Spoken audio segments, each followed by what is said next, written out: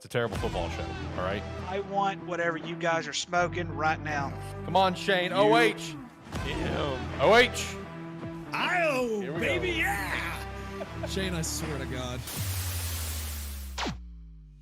Welcome to a terrible football show. That's my quarterback and my teammate, man. Ruins my fucking holiday every damn year. Alex, What up? you could thoroughly kiss my ass. Why not let us decide the top four? Yeah, let a terrible football show Let a terrible decide the top football four. show. Fuck you, Shane. Roll Tide. Have a good one, guys. Oh, Have a good one. yeah, he's got to go. Get him out of here. Get him out of here. You know, I like that Baker Mayfield and myself, man. He was baking it up there in the Browns, and it just turned into a big old shit pile. So, Get that right. I will fly you out and take you to a game in Dallas of your fucking choice. Oh, shit. Yeah, he's successful at just giving his terrible opinions, so why can't I? It's a terrible football show after all.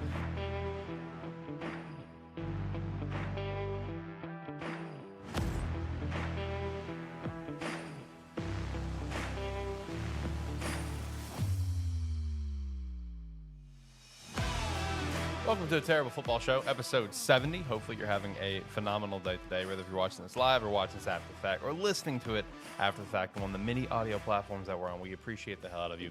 It's just me and Shane this week. Of course, Jacob is on a very lovely vacation, I hope, and I hope he's having an absolutely wonderful time. And Ricky had some stuff pop up, involving some of like the referee stuff that he's been doing and everything. He might not be available next week either, but me and Shane hold it down this week. Shane, buddy, how you doing, my guy?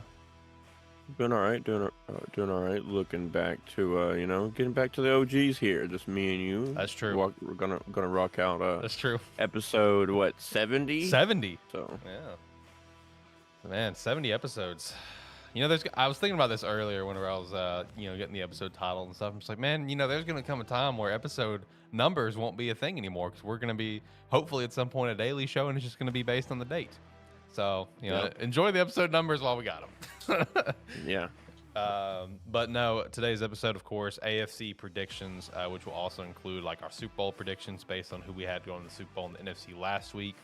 As well as award winners as well. Just kind of throw something out there for award winners. Next week begins our 2 weeks of college football. Next week we got Group of 5 going over conference winners and our favorite or second favorite teams if they're Apple in that situation. And the week after that, Power 5, even though Power 5 kind of feels like a dead term now. Not kind of, it does feel like a dead term now, but Power 5 is still what we're calling it.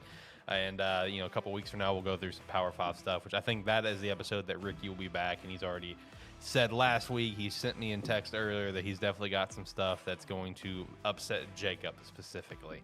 So can't wait for that. And probably Shane, maybe you too. We'll see. He may have something to upset you. We'll see. But no, looking forward to today's episode for sure because AFC is just like a powerhouse. We did have the NFC win the Super Bowl just a couple of years ago with the Rams, but I mean the AFC just across the board is such a powerful conference. And I'm looking forward to kind of breaking it down and just going through it. I do have all the boys' predictions as well, so I'll be reading those off as we go. Ricky sent me an email for his earlier. Jacob sent me a list for his earlier last week, and I still have Steve's from a couple weeks back. And I do want to shout out for Jacob.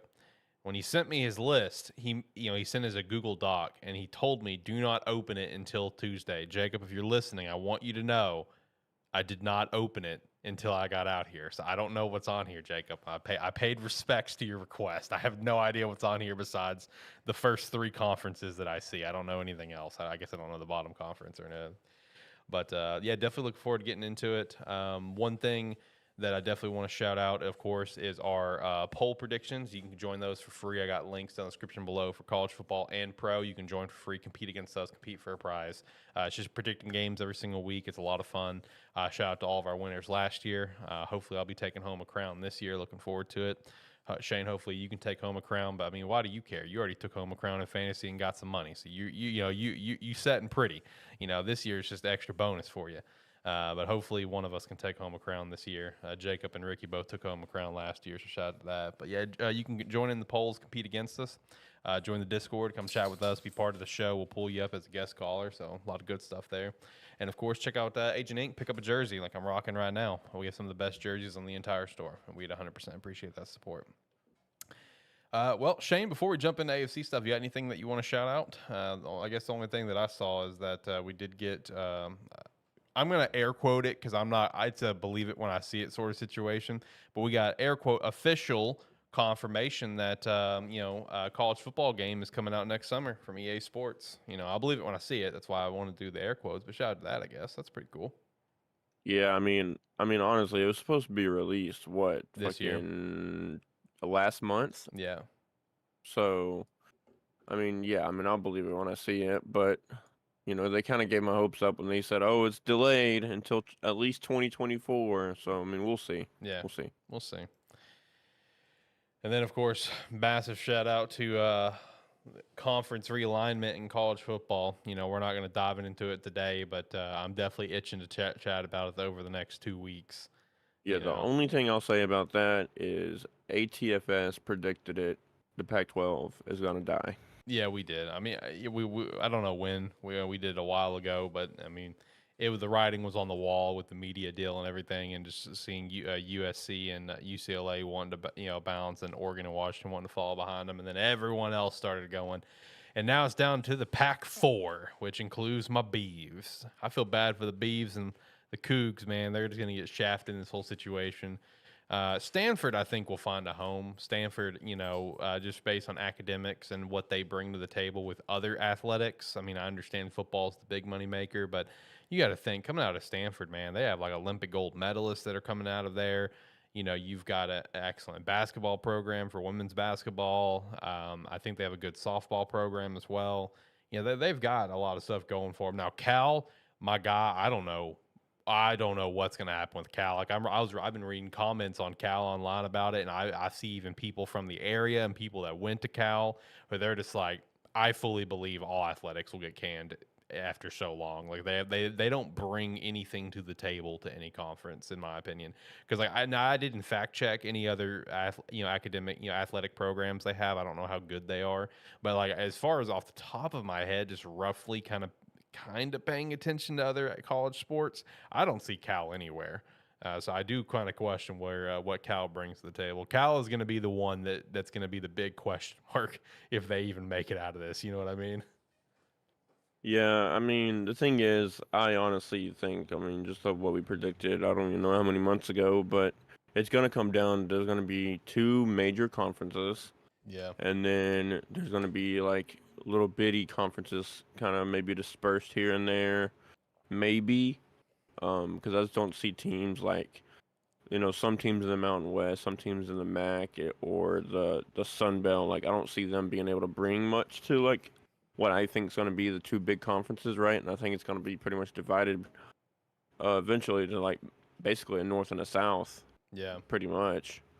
And they may divide it up more up into 4, kind of like what we see somewhat in the NFL. But, eventually I think there's going to be at least just 2 major conferences, and everybody else is kind of fend for themselves. Kind of like mid-majors or whatever. See, that and that's what I sent in our Discord, which you can join. Make sure to join. Where, in my opinion, I think with how the conference alignment is going and where we're kind of going with it, I think a direction that needs to be looked at is basically breaking Division 1 up into 3 different subsections versus 2, where it's, FBS and FCS. I think it needs to be broken up into Division 1A, Division 1B, Division 1C.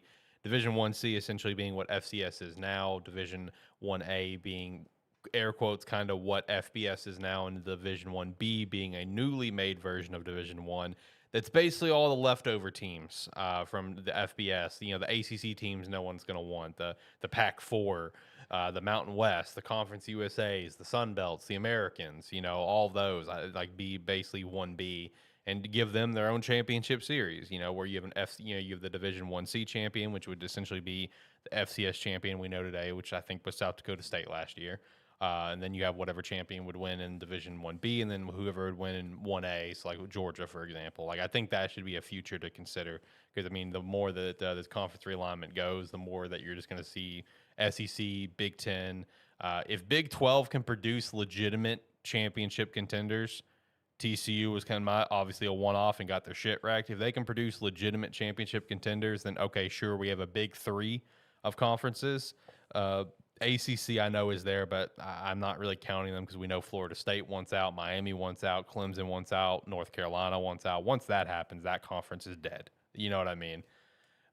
So then we're looking at 3 conferences, and if Big and 12 can even predict, competitors, that's the thing. Yeah, and even then, like each conference would have 16 to 18 teams a piece, Yeah, exactly. if not more. Like that's ridiculous. Yeah, college football, love it, but man, it's changing in a disappointing way. It is what it is.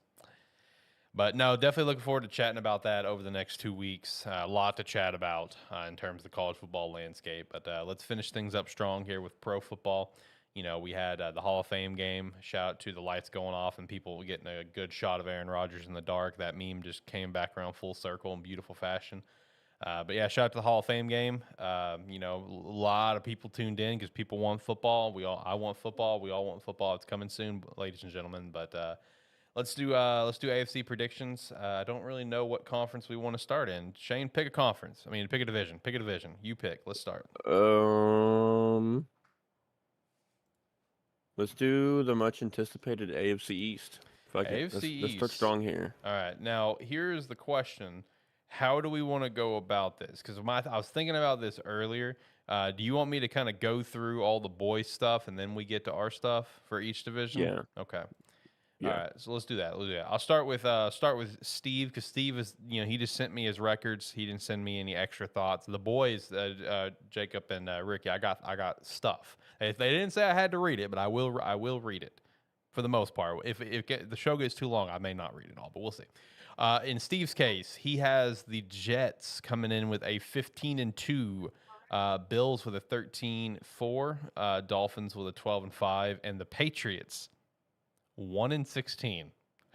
Steve, my God, Lord have mercy. That's not even the worst part. Wait till you hear his AFC West. I just noticed it. Holy shit. All right, let's drop over to Ricky. Let's see, AFC East. Here we go.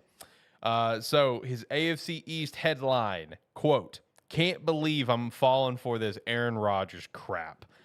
Jets are going to win the East, but it's going to be highly competitive. In my opinion, the Jets schedule does a ton of favors for them. I agree 1,000,000% on that one. Miami could be a sneaker once again, but Tua can't stay healthy. My biggest may surprise anyone. The Bills will miss the playoffs." Ricky, if you're listening to this, which I know you do, I know you listen to shows afterwards, I want you to know that our residential Buffalo Bills fan, Tyler, has been beating that drum for probably 6 months now that he thinks the Bills are going to miss the playoffs this year. So you may not be super far-fetched on that one. For his records, he has the Jets going 12-5, the Dolphins 11-6, the Bills 10-7, and the Patriots 8-8, which I assume he meant 8-9, of course. And then going over to Jacob. Jacob has the Bills winning the division at 11-6, Dolphins and Jets both at a 10-7, and the Patriots at a 7-10. His key takeaway is health permitting, the Miami Dolphins offense, also known as a track team, will continue to lap their opposition in 2023 with additions of the defensive coordinator Vic Fangio and cornerback Jalen Ramsey. But Jalen Ramsey, let's remind everyone, he's not probably going to come back to this team until November or December based on injuries. Keep that in mind. Miami's defense should catch up to all their star-studded offense and form an incredibly dangerous team, of course. Tua has to stay healthy. He has showed he's a franchise quarterback talent last year, but tough end of the season. But even though that's the case, he still has the Bills coming out on top. So for me, first and foremost, I want to say, based on everyone's thoughts in this division, I feel like, I don't know yours yet, Shane, but I'm kind of in line with them where I think the Patriots will come in last, and then the other 3 spots I think are literally just a game or 2 apart where they could just be all over the place, So for me, I've got the Jets going 13-4. I have the Dolphins going 12-5. The Bills 11-6, or I guess 11-7. Yeah. No, is it 11-6 or 11-7? It's 11-6. 11-6. 11-6. Yeah. Okay. And then the Patriots 6-11. So I definitely see a decline for the Patriots this year, but it's not because the Patriots is like necessarily a bad team. I just think their division's too good because I have the Patriots going 1-5 in the division. I mean, that's most of their losses right there. I am jumping on board with the Aaron Rodgers bandwagon. I think the Dolphins are going to be a very good team if Tua can stay healthy. And with how my records played out, even though the Bills are 11-6, I do have the Bills missing the playoffs. I have, the Jets and the Dolphins are playoff clinched. You'll hear soon who else I've got going to the playoffs, but I do have the Bills missing the playoffs. I think I really do think between Jets, Dolphins, and Bills, this is going to be a very highly competitive division, probably the most highly competitive division in all of the NFL for this upcoming season. Yeah, I would agree. My thing is, I think two of these teams are in competition right now, not only to win the division, which the Dolphins can compete too, but I just don't know if they can stay healthy right now, especially like you said with Jalen Ramsey gone pretty much gone for half the season. Yep. Who knows if Tua can stay healthy? So to me, it's a two horse fight right now. And honestly, I think who wins that fight depends on who wins the fight before the season even gets started, or even maybe early into the season. Because I think whoever signs Dalvin Cook is gonna get the upper hand. Right. Because both of these teams are missing that running back to kind of push them over the level. I know the Jets probably have a little bit deeper as far as they're probably more comfortable with their backs. They like the group of backs they have, because I think they have like 4 right now or something ridiculous. And I know they just drafted Breece Hall, but again, a rookie running back. But yeah, I have the Patriots bottom of it. Have them going 5-12. Dolphins third at 7-10, and then I think the Jets signed Dalvin Cook and make the difference. So therefore, I'm gonna have the Bills second at 11-6, and the Jets 12-5. Okay.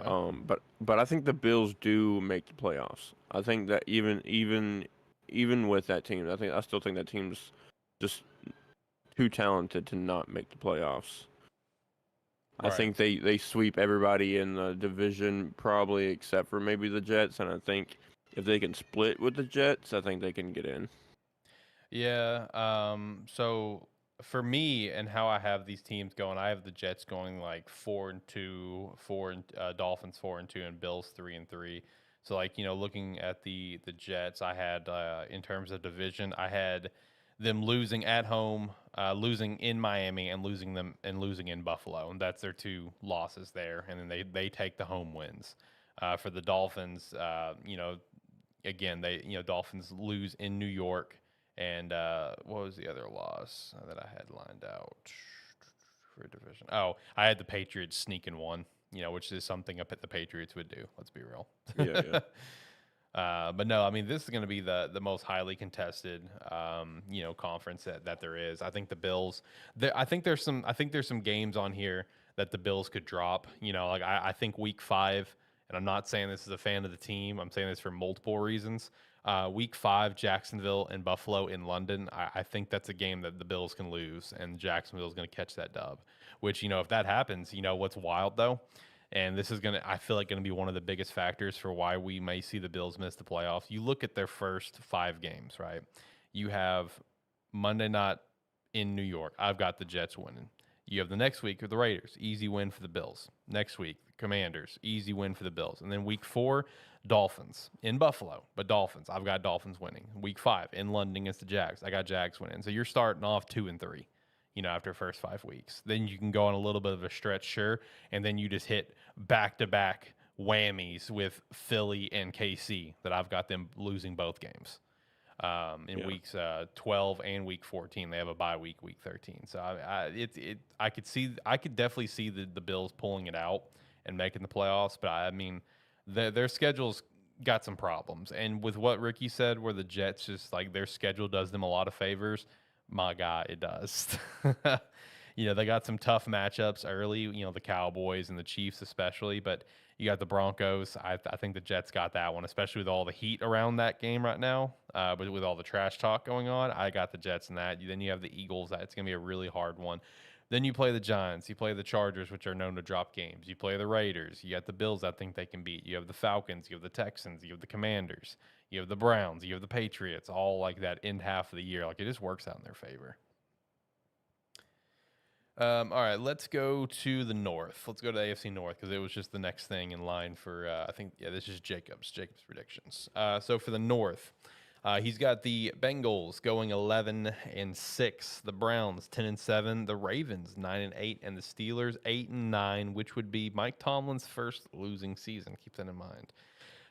His key takeaway: the Cincinnati Bengals have hit a point where we know what to expect from them. Their offense will be excellent, and their defense, despite replacing several key secondary members, will operate at a high level. They must survive the AFC North, and they'll be major Super Bowl contenders.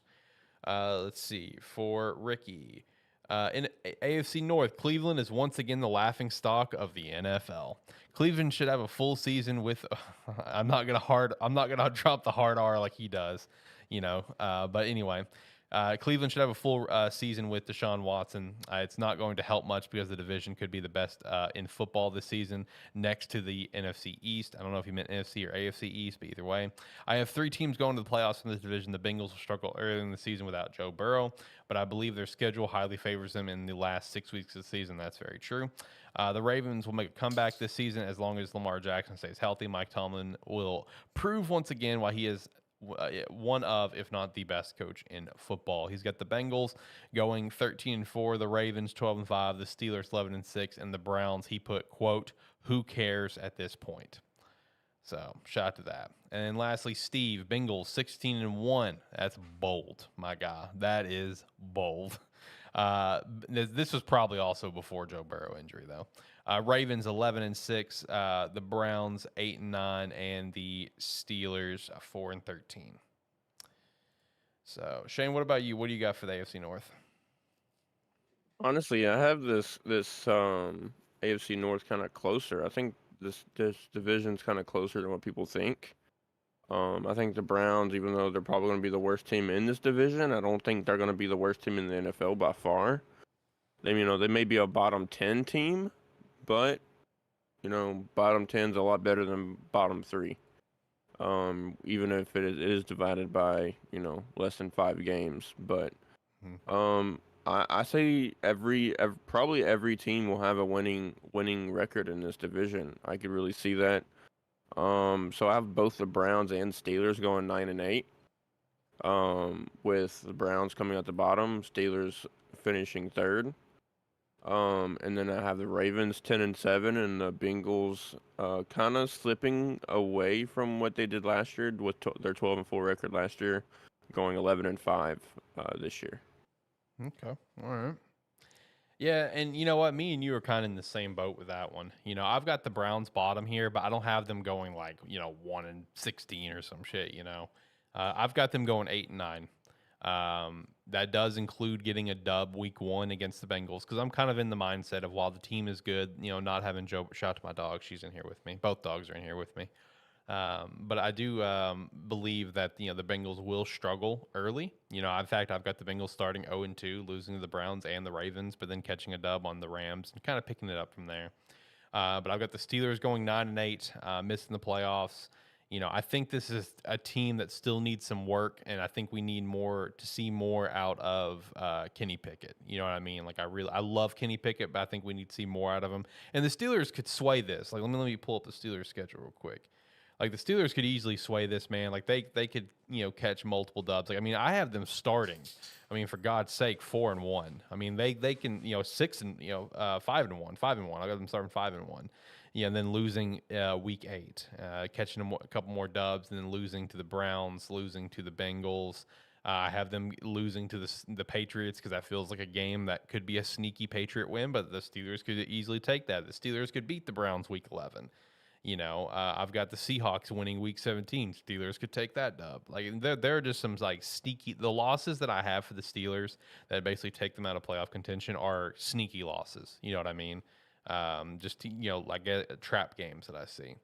I've got the Bengals going 12. I mean, not the Bengals. I got the Ravens going 12-5, making the playoffs, and the Bengals going 13-4. Even with the Joe Burrow injury, like I said, I got them starting 0-2 and then kind of picking up the pace from there.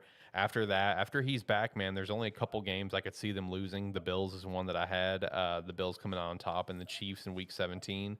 But I mean, I think the Bengals are going to be poised for it. It's like what Jacob said. They're just, we know what to expect out of the Bengals at this point. High-powered offense, and I think even without Joe Burrow, I think the team will be fine. But behind a good running game, you got Jamar Chase, you got I'm drawing a blank on his name. Who's the other receiver? I'm drawing a blank on his damn name. Oh my God. Yeah, I am too. He could be a number one guy somewhere, and I'm drawing a blank on his name right now. So hard. I feel bad. He's a good receiver. But no, I mean the team is good. I think they'll be fine even with a backup quarterback. Personally, Do we know who's starting for them I don't remember who their backup in is. the Let me look. absence? Yeah, let me look. Because I know it was Brendan Allen, but he's with the 49ers now. Yeah, let me look. I'm actually not sure who their.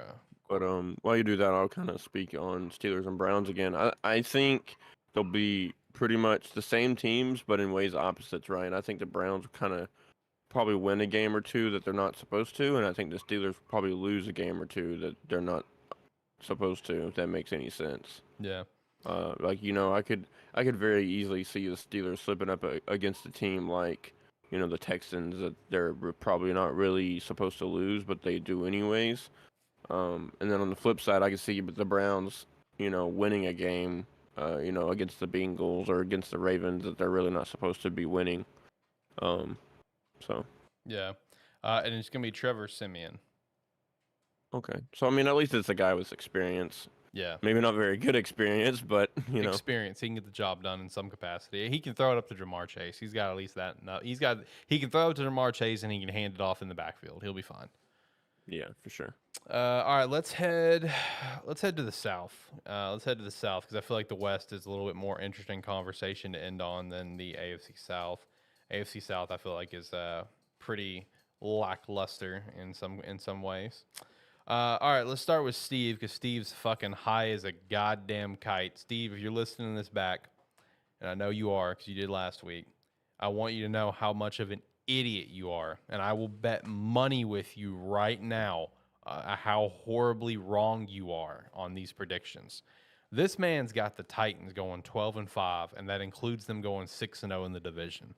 That's where you're high as a kite. Like, if the Titans magically get a winning record, that won't shock me, okay? But the fact they would go 6-0 in the division, have that good of a record, first off, that's insulting to the Jacksonville Duval Jaguars. Kiss my ass. And secondly, that's just a bad take in my opinion. I don't see the Titans being very competitive this year. And I could be wrong. It's still the Titans. They got Derrick Henry. They can just hand the ball off to forever.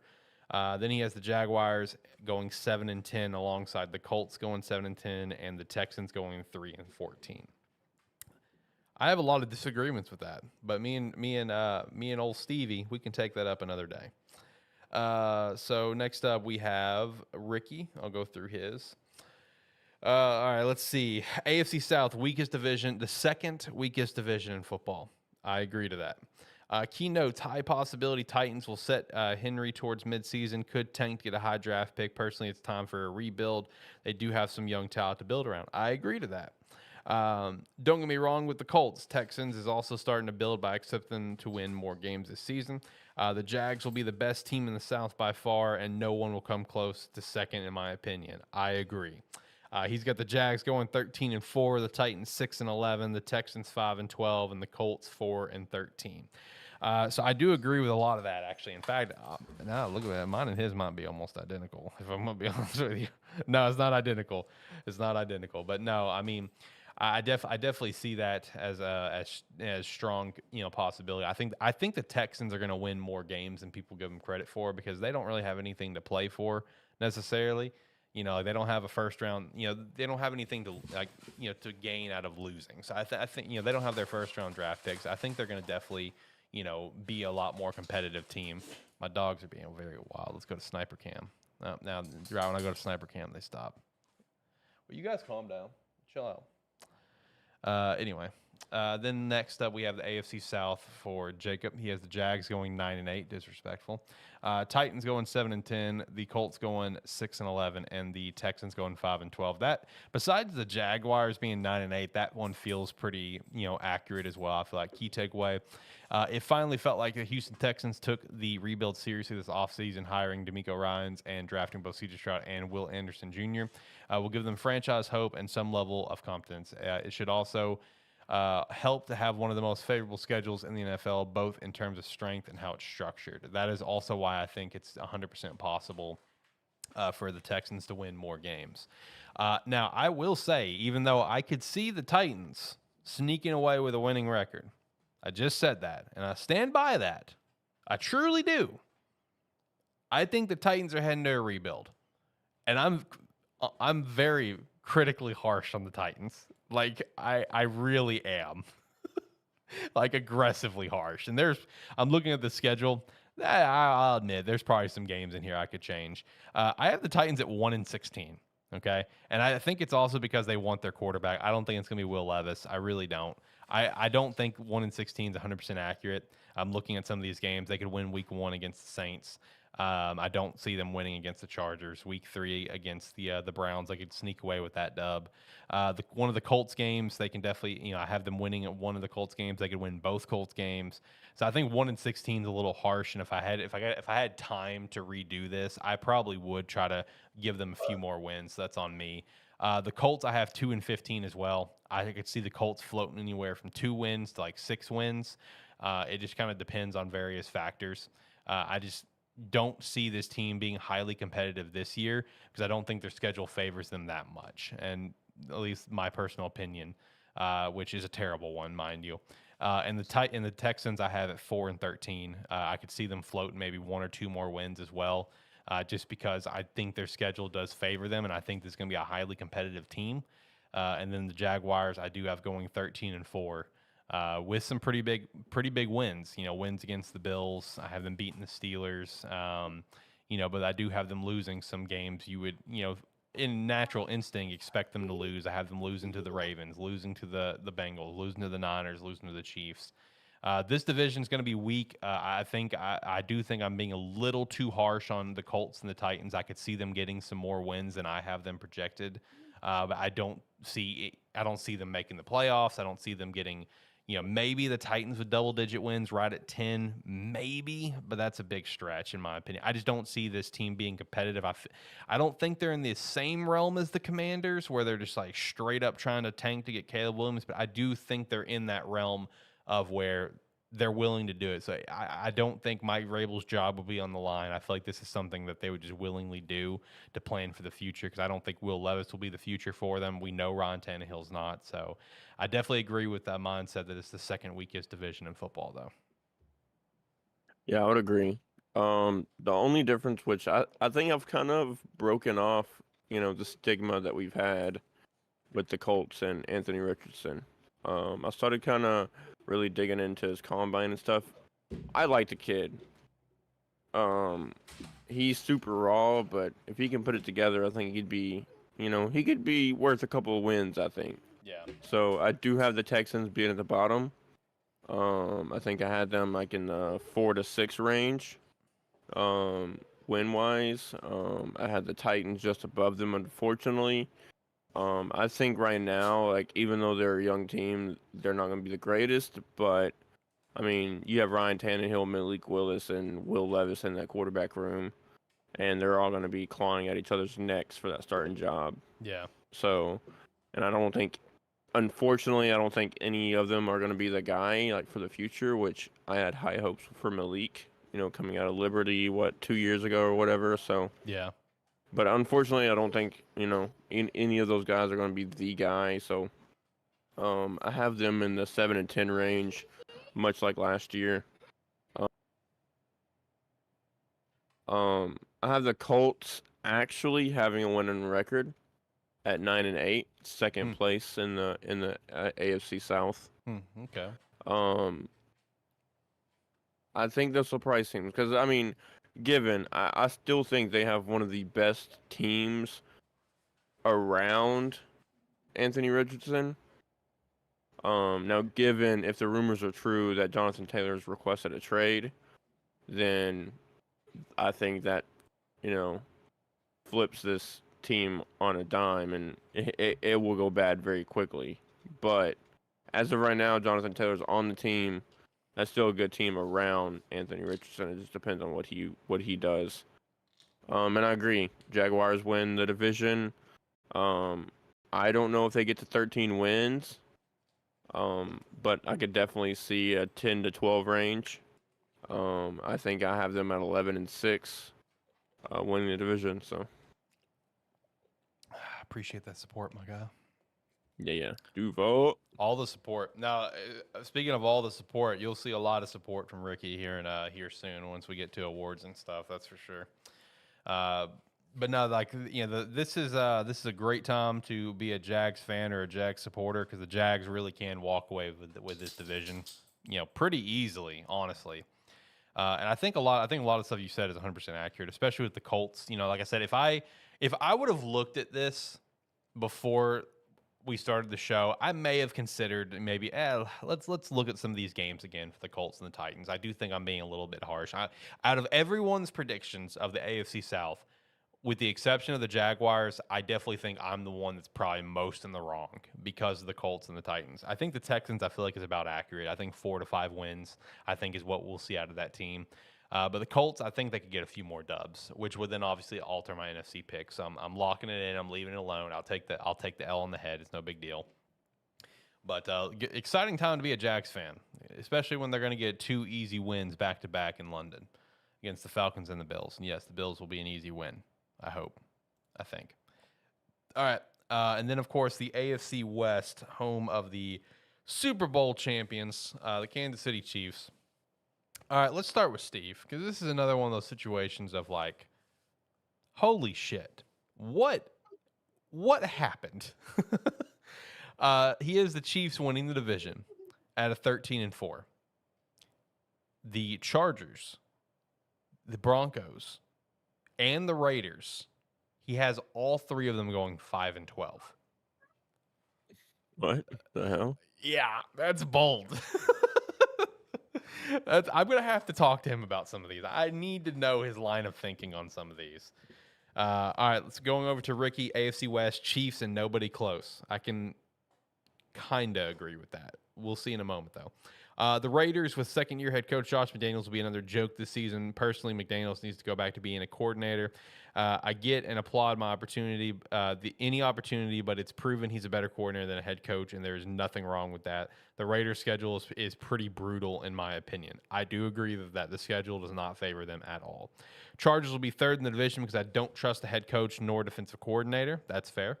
Broncos won't make the playoffs because the AFC is strong, but as a whole, but with a keynote, I do believe Sean Payton has had only 3 losing seasons ever in his career, and most of those were around the Bounty Gate times. Jacob has the Chiefs going 12-5, the Chargers 10-7, the Broncos 8-9, and the Raiders 5-12. Key takeaway: it's a make or break season for the Chargers in many ways, with Justin Herbert set to cash in soon.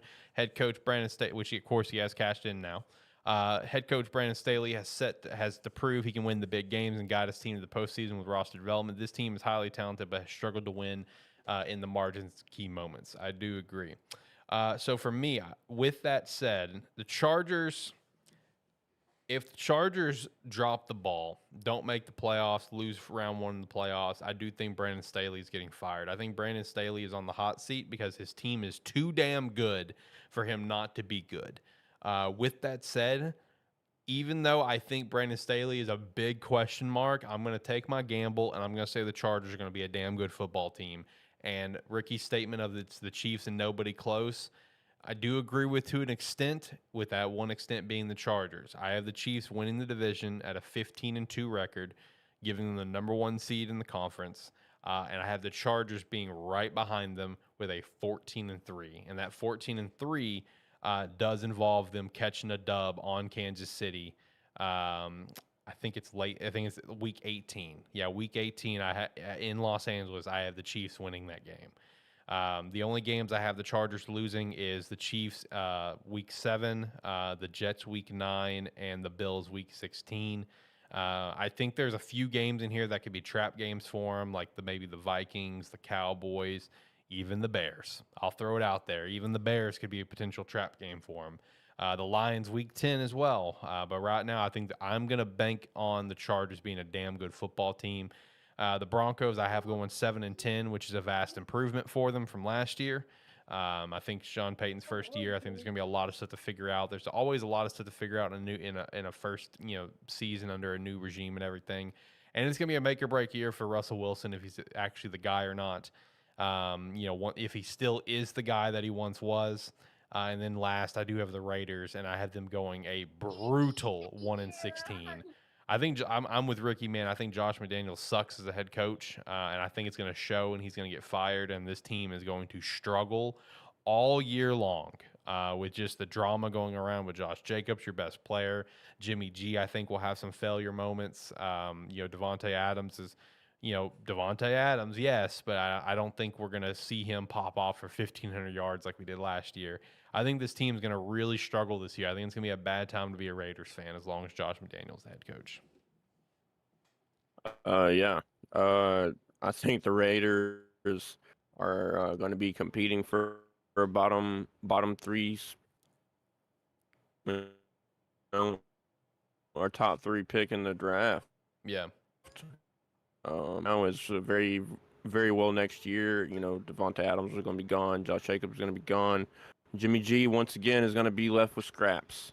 Yeah. It's really unfortunate for him. I think they did get a slight improvement with that position from going from Derek Carr to Jimmy G, if Jimmy G can stay healthy.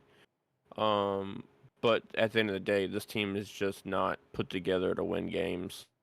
Yeah. Not right now. Their brightest kind of player right now on that team is, other than Josh Jacobs and Devontae Adams, is that defensive end. I forgot his fucking name. Max Crosby. Even then, yeah.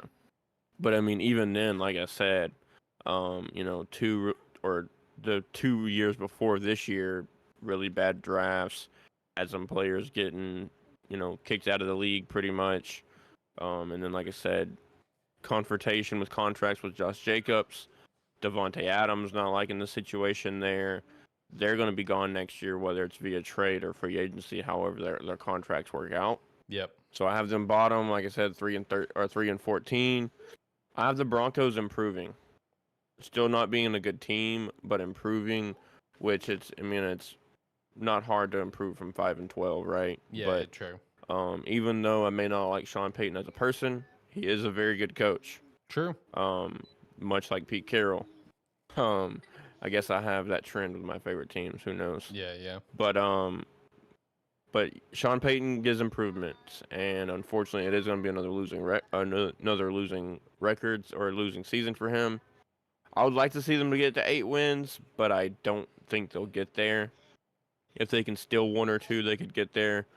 But I think the low end is probably 6-11 for them. Mm-hmm. On the high end, 8. But they're definitely going to be in that range.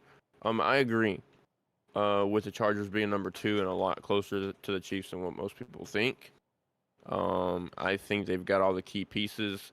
That receiver they drafted, Quinton Johnston. Yeah, Quentin. He looks like a stud from the training camp videos I've seen and things like that. From what people have said about him, which we had concerned about his drops. Yeah, I was super critical on him. My prediction is that he's gonna be a bust.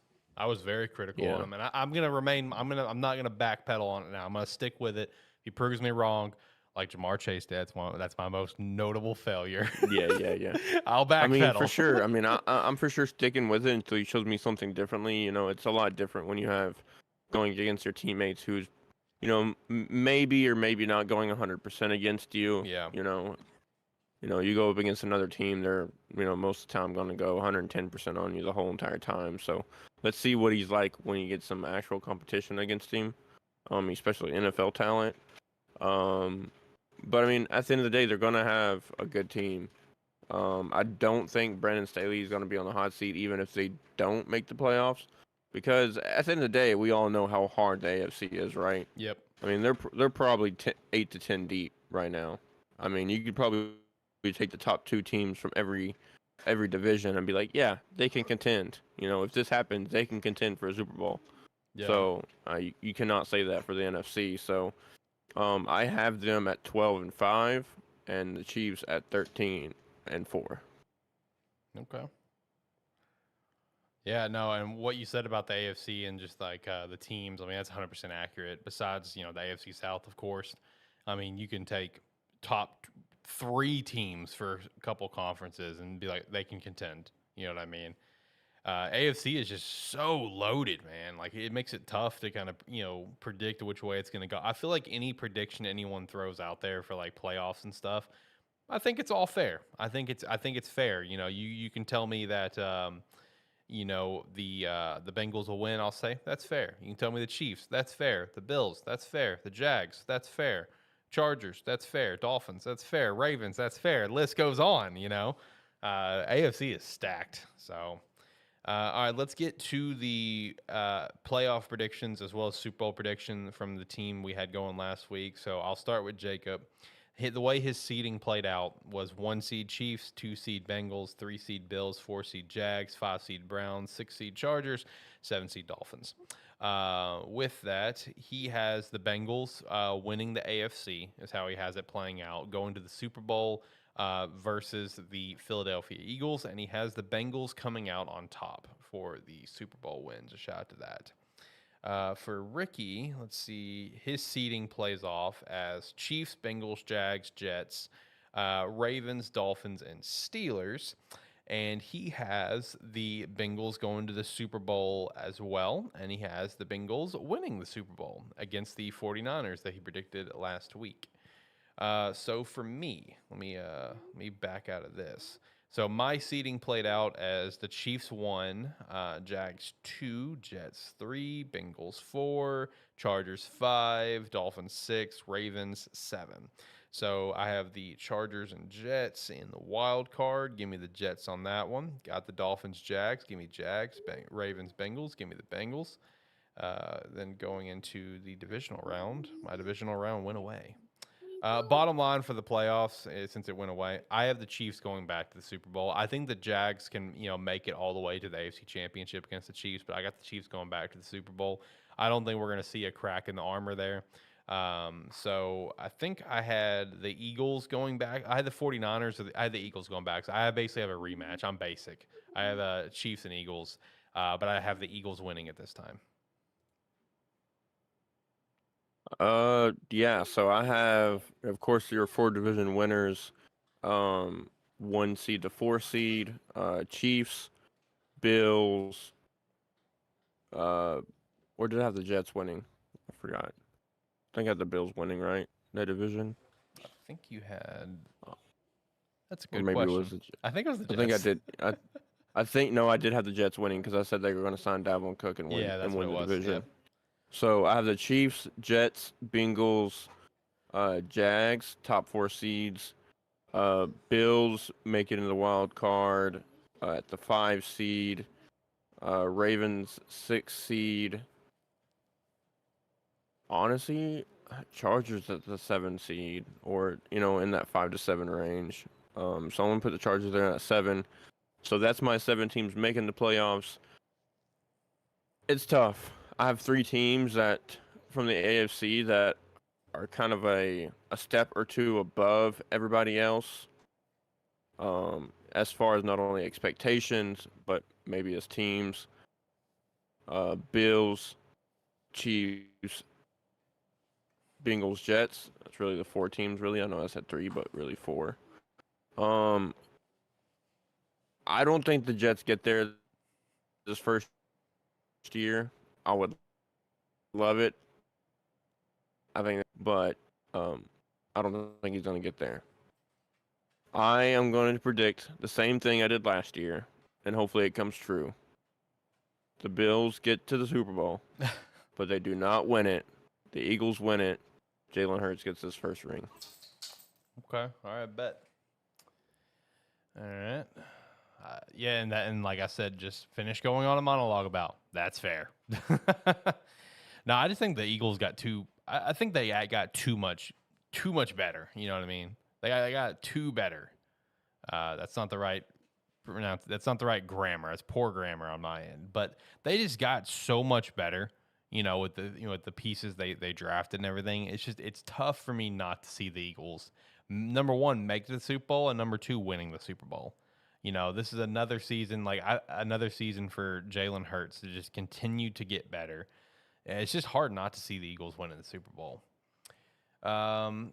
All right, so then we'll finish things up with award predictions. You don't have to do them all if you only want to do a couple. I know you said last week that you had the NFL MVP being NFC guys. I'm looking forward to that. I jokingly said it would be Justin Fields. That was obviously a joke. So for Ricky, he's got the NFC MVP as Dak Prescott. He said, laugh, laugh, laugh, not going to happen. And then AFC MVP, he's got Trevor Lawrence, and he's got the NFL MVP as Trevor Lawrence as well. So shout out to that.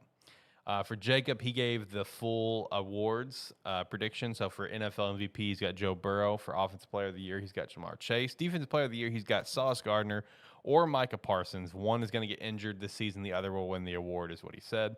Rookie of the Year, Offensive Rookie of the Year, he's got Bryce Young. CJ will give him a run for his money, but Bryce has better talent to throw to. Defensive Rookie of the Year, he's got Devin Witherspoon. Comeback Player of the Year, Tua or Russell Wilson. Coach of the Year, Sean Payton. That's it. So Shane, who's this NFC NFL MVP? Is it just Jalen or is it someone else? So I think I'm going to go with Jalen, but I will tell you, who I was going to go with originally was going to be Dak Prescott. I think if he can do away with his interception problem and gets this team to an NFC championship, which I know the awards come out before that, right? But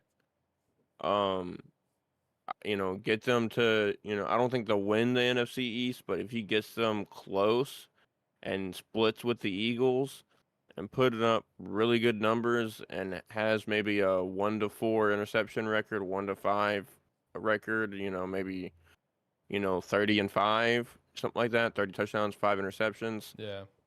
I think he'll be in that conversation. Now, will he win it? I don't know. But yeah, I have Jalen Hurts with the overall MVP. And I'm not gonna lie to you, I also considered Geno Smith. I know y'all were like, "Oh, I bet it's Geno Smith," dude. But he would probably be my third overall, in that running, especially if the Seahawks do what I want them to do this year and win the division and do all that kinds of stuff.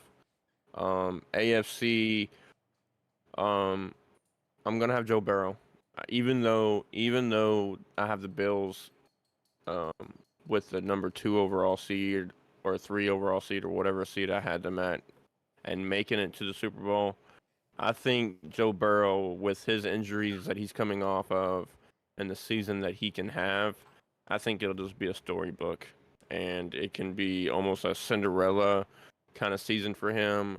Because, he's probably going to miss, 4 to 6 games, at somewhere in that range. And he could still toss up, 4,000 or 5,000 yards. That'd be ridiculous. Yeah. As far as numbers wise, to do that in 11, 12 weeks. So yeah. As far as Rookie of the Year, I do think it's going to be Bryce on the offensive side of the ball. Defensive side of the ball, honestly, it would not surprise me if it's fucking the defensive tackle that went to Georgia. I forgot his name Jordan already. Davis. Yeah. Because that defense is so stacked. It's gonna be free game for him. I gotta pull up the NFL draft again. I'm drawing a blank on some of these guys at the top. I really am. I'm drawing a massive blank for a couple of the rookies. I'm refreshing my brain. Comeback Player of the Year, I would agree with. I think it was Jacob. It's either going to be Russell Wilson or Tua. And Sean Payton, Coach of the Year, I'm here for it any day of the week. Here for it. That means my Broncos are doing something. Yeah, they're doing something right. You know what I mean? All right, so for me, for NFL MVP, I'm gonna go very basic on this one. I'm gonna go Patrick Mahomes. I don't see the guy slowing down. I just don't, guys. I really, really don't. For offensive player of the year, I do have Justin Jefferson. They drafted Jordan Addison. Adam Thielen walked, but with it being a rookie as his counterpart now, I think we're going to see him get even more targets and catches and yards than he did before. You know what I mean? Like, I really, really do. So I got Justin Jefferson winning offensive player of the year. For defensive player of the year, I could see Micah, I could see Sauce, and honestly, my instincts want me to go Sauce Gardner. Sauce Gardner, or honestly, basic answer, maybe even Aaron Donald. I don't think the Rams will be very good, but I think Aaron Donald will be damn good. You know what I mean? I think Aaron Donald will be damn good this year, like true Aaron Donald fashion. But I like Sauce Gardner here as probably my number one for defensive player of the year. For offensive rookie of the year, Bryce Young is, in my opinion, the easiest way to go because he's going to be like the only shining spot of that team. He's going to be the reason they win games. But I'm going to give you an alternate one, Shane. And I'm going to give the listeners, I'm going to give Ricky an alternate one. I'm going to give Jacob an alternate one to think about here. Bijan Robinson out of Atlanta as offensive rookie of the year. The return of running backs, baby. Let's get it.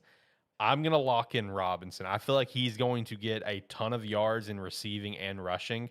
This dude is balling out in camp right now, just destroying DBs in their passing game, plus what he can do in the run game. Give me Robinson as our offensive rookie of the year. Defensive rookie of the year. I'm not going to go Jordan Davis either. And I'm not going to go whatever Ricky and Jacob said, whatever Jacob said. Jacob had Devin Witherspoon. I'm not going Devin Witherspoon either. For defensive rookie of the year, I'm going to go Christian Gonzalez, cornerback out of Oregon for the New England Patriots. I feel like that's a match made in heaven right there. But there's multiple people that could be that defensive rookie. It could be Will Anderson. It could be Jordan Davis. I mean, not Jordan Davis. Jordan Davis was an older guy. Jalen Carter is who it was. My bad. Carter. Jordan Davis is an Eagle. Jordan Davis was drafted last year. He's an Eagle right now. My bad. Jalen Carter is who we were talking about. Our bad. Whatever. I think there's a lot of defensive rookie of the year guys. And I will say this for offensive rookie. Honestly, if I had to give you my top 3 offensive rookie guys right now, Bryce Young would come in at number 3. Do you want to know who I would have at number 2, Shane? And you're going to like this. My number 2 is your boy up in Seattle, JSN. Bijan Robinson. Okay. Give me one of those 2 for offensive rookie of the year. That's who I like it right there. Okay. Next up, I would have what? Comeback player of the year. Yeah, comeback player. So Russell Wilson, I think, is very fair. I think Tua is fair, but I'm going to give you 2 different names. I think both of them are very likely, and that's Odell Beckham for the Ravens or Calvin Ridley with the Jaguars. Give me Calvin Ridley, comeback player of the year, baby. Lock it in. I like those, but I'll give you 2 more that you're probably not even thinking of. Okay. And one player is will highly have to contribute to not only his team winning, not really like have to contribute a lot because their team's going to be stinky. But I mean, if he puts up decent game or 2, they're not supposed to. His name will be mentioned. John Mechie. Ooh, with the Houston Texans. That's true. Yeah, if he balls out, that could be a good comeback player of the year candidate. You right there. And then Jameson Williams with the Detroit Lions. Also true. Coach of the year. You know what? I'm going to give you the coach of the year that should have been the coach of the year last year. Give me Doug Peterson in Jacksonville. Okay? He should have been coach of the year last year. He's going to win coach of the year this year. Book it, baby. Go ahead and whatever sports book has got his odds, hammer it. Hammer some cash down. Jaguars are going to run that division. Coach Peterson, coach of the year. Calvin Ridley, comeback player of the year. T-Law could be offensive player of the year. Book it. Let's get it. It's going to be a Jaguar sweep this year. Oh, yeah, baby. Let's go. Duval! We're here for it. Anyway, so that covers all of our predictions. Like I said, next week we'll be jumping into the college football realm with Group of 5 predictions. We're doing conference winners, just general conversation about Group of 5 teams just to watch for, all of that good shit. Shane, you got anything that you want to shout out before I hit the music and we get out of here? Nope. I'm hungry. I'm about to go eat. I agree. Don't know exactly what yet, but I'm gonna find something. I agree. I'm also really hungry. So hopefully you made it to the end of the show. If you did, we appreciate the hell out of you. Make sure to tune in next week. We're live every Tuesday now, back for the football season around 5:30 p.m. Central Standard Time. Next week, like I said, Group of 5, then Power 5. Then we actually get in our predictions here in a couple weeks as well. In a few weeks, actually. We should be having our fantasy draft live on the show before the Thursday for NFL kickoff for our fantasy league. Me and Shane here were the runner-up, champion him for last year's fantasy league. So shout out to that.